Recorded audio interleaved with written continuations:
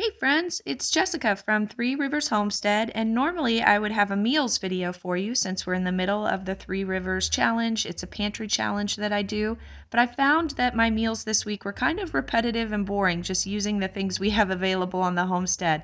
A lot of scrambled eggs for breakfast, and a lot of grilled meat and homegrown salads for dinner. So I'll be back next week with a more exciting meal video. But this week, we're going to kick off food preservation season. We're going to do some projects using the things that we have available that are currently growing on the homestead. We're going to preserve some garlic scapes. We're going to use up some mulberries, and I'm going to take you along for all of that. So first, I grabbed my three little boys here. I call them my three stooges because they are so funny. And we are going to get to work harvesting the rest of our garlic scapes. If you watched my garden tour video that I posted last week, I showed you what a garlic scape is, and we harvested about a quarter of them. And then on this particular day, I took my little boys out to the garden and we got busy harvesting the rest of them because we need to get those off of the garlic plant so that the bulbs on the garlic will grow bigger and stronger. The plant will be putting less energy into creating those scape stalks and more energy into making the garlic bulbs. So there are several things that I like to do with garlic scapes. Of course, we love to eat them fresh. They're great if you make a pesto and use it just like you would any other pesto. We also like to chop them up and saute them into dishes just like you would use regular garlic, but they're great in things like stir fry, even in like scrambled eggs. And so we've been eating quite a few of them fresh, but there are so many of them growing here that we will not get a chance to eat them all fresh before they begin to go bad, and we need to preserve them. And so that is what we are going to get busy doing today. But first, I wanted to talk to you a little bit about how my little boys help here. A lot of people make comments and they say, "Do you guys ever have fun?" And I just wanted to mention that this is fun for us. I love being in my garden, and even more so, I love being in my garden with my children. This age range right here, my oldest that's with me right here is 7, and my little boy Benji will turn 3 this week. They don't differentiate at this age between work and play. This is so much fun for them. They're running around with the scapes and calling them snakes and chasing each other with them. And they just love being with mom in the garden and working together. And so it doesn't feel like work when you're having so much fun and you're pouring into your children and doing these kinds of things. So, anyways, we also found our first zucchini of the year, so that was really fun. And then we decided to go ahead and grab some fresh dill from the garden because we are going to end up pickling these garlic scapes. It's one of my son's favorite things, and so we needed some dill to add to those garlic scape pickles. All right, so now we are back in the kitchen. Here is our bounty of garlic scapes. If you've never had them, they are extremely delicious. But to pickle them, we're going to need to make a brine. So for my brine, I did 3 parts vinegar to 1 part water to 1 part sugar. So for example, if I did 1.5 cups of vinegar, then I just did a half cup of water and a half cup of sugar. And I got that all on the stove there until that sugar kind of dissolves into the hot liquid. And then in the meantime, we're going to prepare our jars. I got my garlic scapes and my dill all washed up. And I am preserving these in little half pint jars because it's the perfect size for my son who loves these to open them up and eat them as snacks. You don't want to really do much bigger than that because you won't get a chance to eat them all. They'll just sit in your fridge. So I'm stuffing each little jar here with a little bit of that fresh dill. And now I'm slicing up an onion, and I'm going to put just a little bit of that onion into each jar. It'll just give a little bit of an extra onion flavor to these scapes. Now I'm putting a couple peppercorns into each jar, and then we're going to add a little bit of crushed red pepper. If I had hot peppers that were growing in the garden right now, I would slice those up and put it in there, but since I don't, we're going to do the crushed red pepper for a little spice. Now we're going to add a little bit of salt to each jar. I'm just doing about 1/4 teaspoon. You don't want too much because these are little half pint jars, remember. And then it's going to be time to cut our garlic scapes and get them into the jar. And you can cut these into any size you like. It just depends on how you're going to use them later on. One of my sons just likes to eat these like you would pickles. So he'll grab a longer stalk of the garlic scape and just eat it that way. Some of my other children prefer if I chop these up and use them as like a pizza topping or a topping on a taco. So I might chop in some of these jars, have them chopped a little more finely. You can always pull the scapes out later on and chop them when you open the jar as well.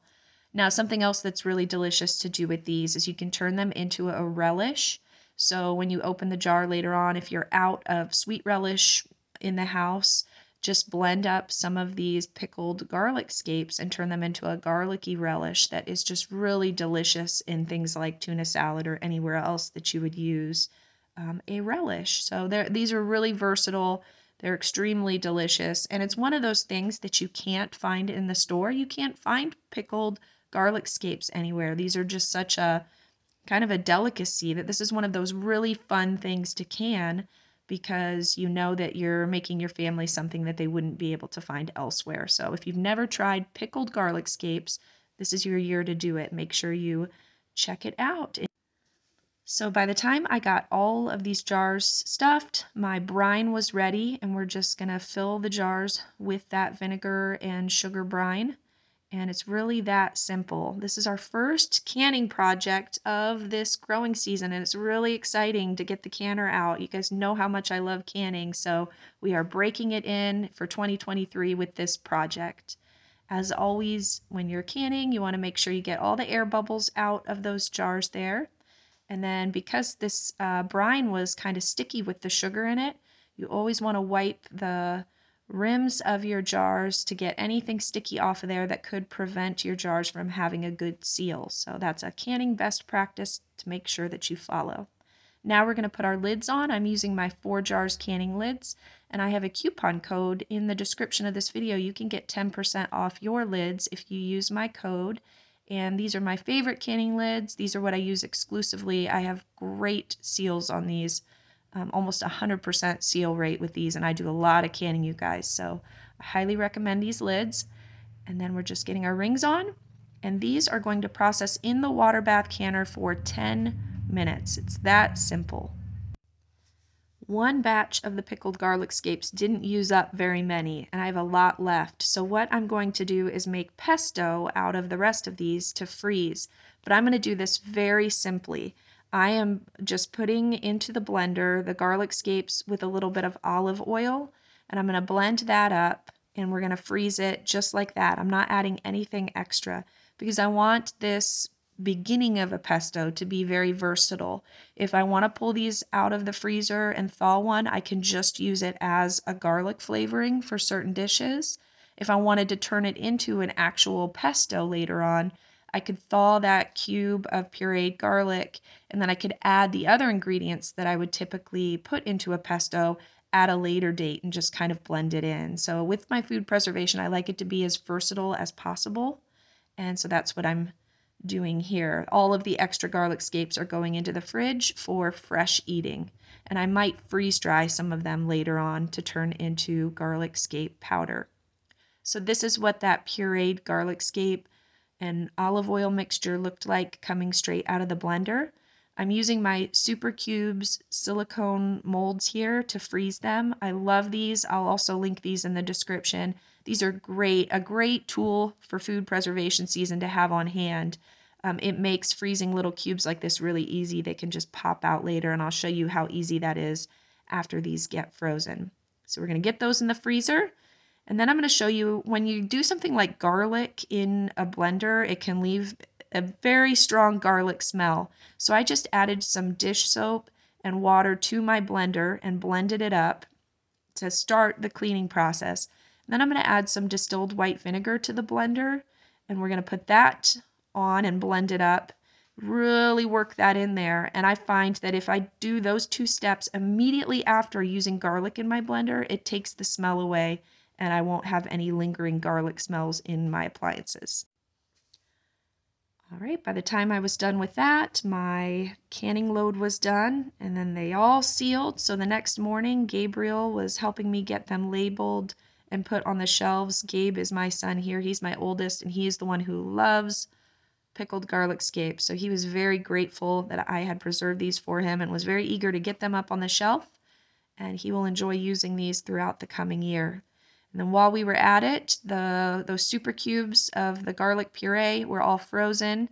And so look how easy it is to pop those out of the silicone tray. So these are just a really handy tool. We're putting them into some reusable plastic containers here. We'll just get those in the freezer. And whenever I want one of those cubes, I can pop it out and use it. So we are done with the garlic scapes for now. We're going to move on to another project. The next thing that has been growing on the property this time of year, the mulberries are in season, which is extremely exciting. So my three little helpers here later on in that day were helping me harvest. Unfortunately, we had some rainstorms in the days prior to this, and it knocked most of the extremely ripe berries off of the tree. Typically, what you could do is put a sheet down like I have here and just shake the branches of the tree, and all of the ripe ones will fall off. But since that rainstorm had knocked the majority of them off, we are going to have to do this the old-fashioned way. We're just going to pick berries off by hand. And thankfully, I have three little eager helpers that are willing to do that for me. We have mulberries that grow probably 6 or 7 trees on our property that are easily accessible. There are many others that are back in the junk woods that we don't go near because there's so much poison ivy around them. But the birds love them, and little boys love them too. On this day, I think they ate more berries than they actually collected for me. So that's one problem with harvesting or foraging for berries with your little ones, is that it's hard to gather very many because they seem to disappear more quickly than you can get them off of the tree. But whenever I gather berries with little ones like this, it's important to take them aside and have a little talk with them about how they never eat berries in the wild unless mom is with them and has told them that they are safe. They need to remember that there are dangerous berries that can be poisonous and toxic and make them very sick. And so that is one of the dangers of letting little ones eat berries like this, is that you really need to emphasize for them that this is only a safe thing to do when mom is there and mom has said it's okay. And so just wanted to remind you to have that talk with your little ones at some point this year. Another thing, as we were picking berries, one of the wild pit bulls on our road came down. Some of you have asked why we have livestock guardians. Do we have a really high predator load? We don't have a lot of natural predators, but you can see we have pit bulls that like to roam. And if we didn't have that fence there and our livestock guardians to keep our animals safe, that would be a problem. We have pit bulls, German shepherds, and cane corsos that seem to roam kind of wild out here where we live. So that is why our livestock guardians are so important to us. One of our neighbors down the road doesn't have secure fencing, and one of these wild dogs that run free had actually killed one of their calves. So we're very grateful to have the protection of our dogs and very secure fencing. So I did a video last year on how I make mulberry jam, and that is one way that we preserve our mulberries. We also like to make jelly. Sometimes I'll do mulberry pie filling. If we had harvested a lot more on this day, I would do a canning project with these, but since that rainstorm had knocked most of them to the ground, we only got enough to use for making something fresh. So as I'm picking them here, I'm kind of deciding what I want to do with them. But if you want to watch a video on canning mulberries, I will link one in the description to show you how we made jam last year. And then probably next week, by the time the rest of the remaining berries on the tree have ripened, we'll probably do a canning project with the others, and maybe I'll take you guys along for that. But I have lots of other content on mulberries from the last couple years that you can definitely check out. In terms of eating fresh, there are many things that we can do with these mulberries. I can make a pie, I could make a fruit cobbler. Sometimes I make muffins, like blueberry muffins, but just use the mulberries in place of the blueberries. And so I think on this day, we're going to make a dairy-free mulberry ice cream. And so I'm going to go ahead and show you that process. Here is what the kids left me and they didn't eat. Look at their bowl is completely empty. So all of the work they did is already in their bellies. And you know what? That's fine too. So when we bring them inside, I just let them sit in water for a little bit to soak. And then we really want to rinse those off. And then we can get busy making our ice cream. So here we have our berries. Remember, we can't have dairy because I have a son with an anaphylactic dairy allergy. So we are going to use organic coconut cream to make our ice cream. That's what we use for a dairy-free version. So I just have my food processor here. We're going to dump our mulberries that are all washed in there. I have some sugar, and then we're going to add our coconut cream. It's really that simple. It's only those 3 ingredients, and this will make an ice cream or a form of an ice cream that my children absolutely love. So you can use any kind of berries when you make a coconut ice cream like this. Mulberries work great because that's what we have available on this day. So we just went ahead and completely blended that together in the food processor. We're going to kind of scoop that into these 2 containers to freeze. And what you can do is while they're in the freezer, you can take them out and kind of stir them up a couple times, and that will prevent it from freezing into a solid block. While it's freezing, I need to make some elderberry syrup. My husband, Adam, has been sick all week with a respiratory virus of some kind. So I have these elderberries that we foraged for last year and freeze dried. And I'm just going to put them here in my pan. For every cup of elderberries, I put about 2 cups of water. And then we're going to scoop some of our homegrown raw honey here into this. That will help sweeten it and make the syrup a little easier to get down. And then we're going to add 1 cinnamon stick. If I had some fresh ginger root in the house, that would be ideal to add to this. But since we don't, the next best thing, I have some of this ginger juice here. And we're just going to add that. So elderberry syrup is great for the rest of the family to have while Adam is sick. It kind of will boost everybody else's immune system to kind of keep them healthy and prevent them from getting whatever he has. So I have a batch that I'd made a little earlier in the week that we're getting low on. So I just thought I would make another little bit to get us through the next couple days. And I just give the kids a tablespoon of this every morning and night to keep them healthy. All right, later on in the day, our coconut ice cream had frozen. I have some sugar cones that were in the back of the pantry that need to be used up, so this worked out perfectly. Everybody got a little scoop, and they were very happy. So that's about it for this week. As I mentioned, next week I'll be back with another meal video, but I hope you enjoyed this peek into what is growing on the homestead and what we've been busy doing to preserve it.